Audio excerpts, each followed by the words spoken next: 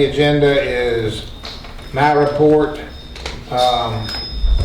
First thing I want to talk about or present is the police report for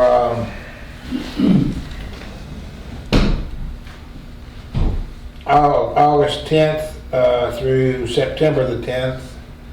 Worked a total of 49 hours, total of 18 citations or summonses written, which is pretty good average.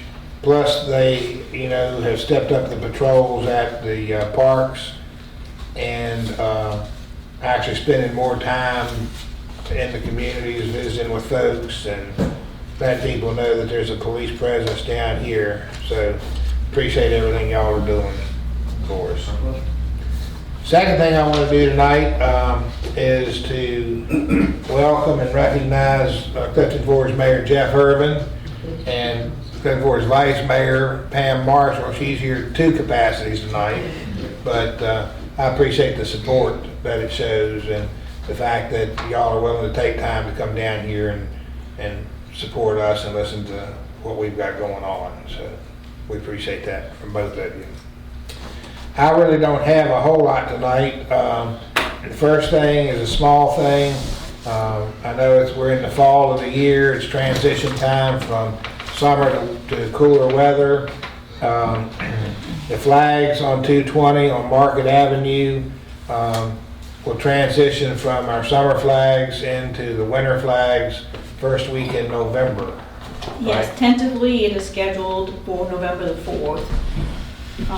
Unless something comes up. And that is, I want to make sure that everybody knows, with the assistance of Clifton Forge's Public Works Department and the use of their bucket truck and operator. So yes, we appreciate that. The Personnel Committee needs to have a meeting, and that's going to pose a little bit of a problem because the Personnel Committee consists of Randy and Richard. And Richard is out of pocket for an extended period of time. So I would like to propose that we make an addition to the Personnel Committee tonight of James Mays Jr. to take up that responsibility and help us with that. And he has graciously agreed to do that. So we will ask for a vote on that under new business also. You're still willing to do that, right? Okay. We have an ongoing problem in town with VDOT and right-of-ways and who owns what and who owns where and whose responsibility it is. Drop-offs off of the pavement onto 220 going into people's driveways as much as 2, 3, sometimes 4 inches. They're dragging their cars, dragging their trailers. We've had numerous complaints. That's just one of them. The ongoing saga with the manhole covers on the Tammy Road.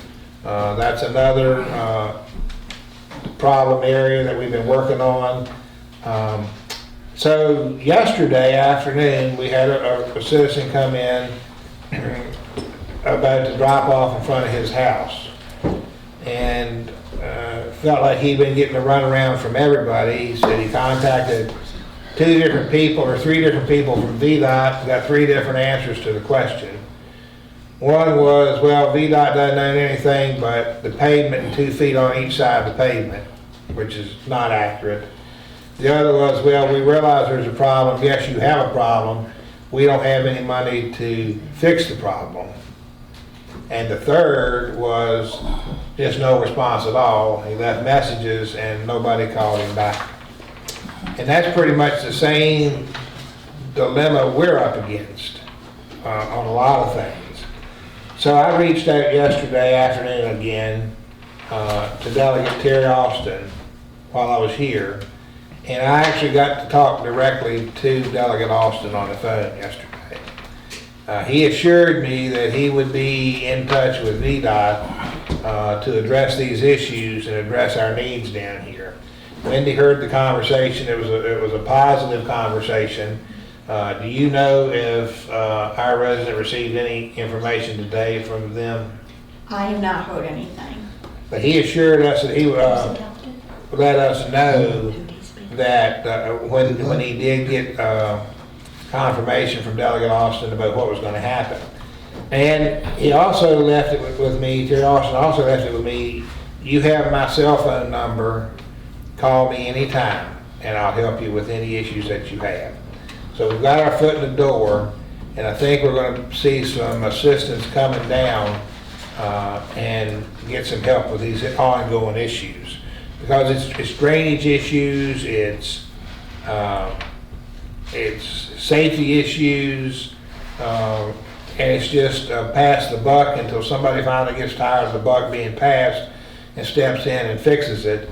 And the town doesn't have the revenue to do that when it's clearly not our project or our problem. So any assistance that he can get us or give us, we'll be more than happy to accept. And he is working on those two issues now, Randy. Yours and the drop off over here. Okay? Okay.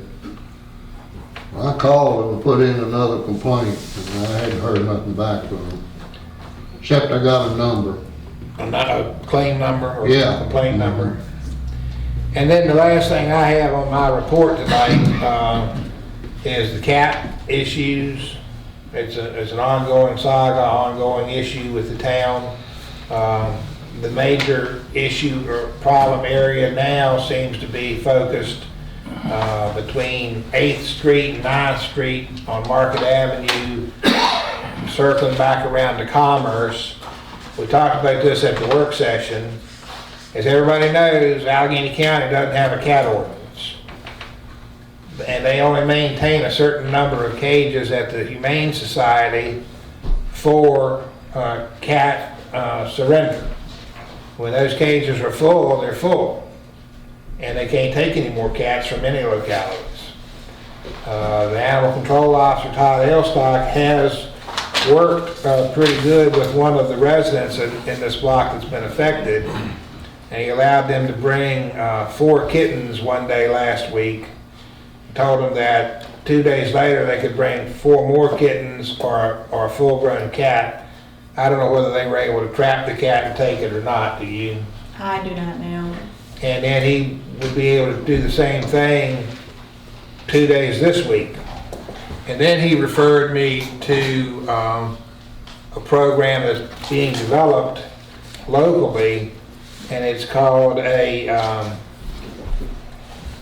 TNR program, Trap, Spay or Neuter, and Return.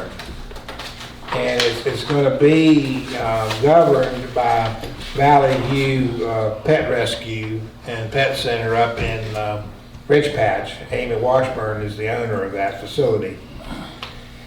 And Todd was really unclear on the numbers and how it would exactly work, but the bottom line is several cats could be trapped at a time, taken up to a local veterinarian. They would be spayed and neutered and rabies shots marked, and then she would provide housing and care for them until they recovered, up to 7 days after the surgery. But then part of this program is they have to be returned to the locality from where they came. And also part of this program is you have to have a designated person in that locality to accept responsibility for feeding these animals and making sure that they have adequate food and water. Not necessarily that they have to buy all of the food, because there's assistance available out there for that. And we have an individual, Councilperson Persinger, has graciously volunteered to accept that responsibility. We need to sit down with Ms. Washburn at Valley View and work out the logistics of it, get all of the facts in place, find out exactly what's going to be needed and expected, get a definite dollar amount on the cost of this endeavor, and then let Kawana, with some of her helpers, maybe start doing some fundraising or something if we decide to get involved in this. And the theory behind it is, if you're diligent with your program, that the cats that you have cannot reproduce, then in 3 to 4 years, the population is going to be drastically reduced through natural occurrences, death and predators and accidental death, things of that nature. And it's just like she had in the minutes. As soon as it gets out that Iron Gate's doing this, everybody in Clifton Forward and Allegheny County is going to be bringing their cats down here and dropping them off. But you have to be diligent in that when you see a cat show up at the drop-off point or where you're feeding them, whose ear is not marked, you got to target that animal and catch it and take it and have it done so that they can't reproduce. And like I said, we're working on the issue.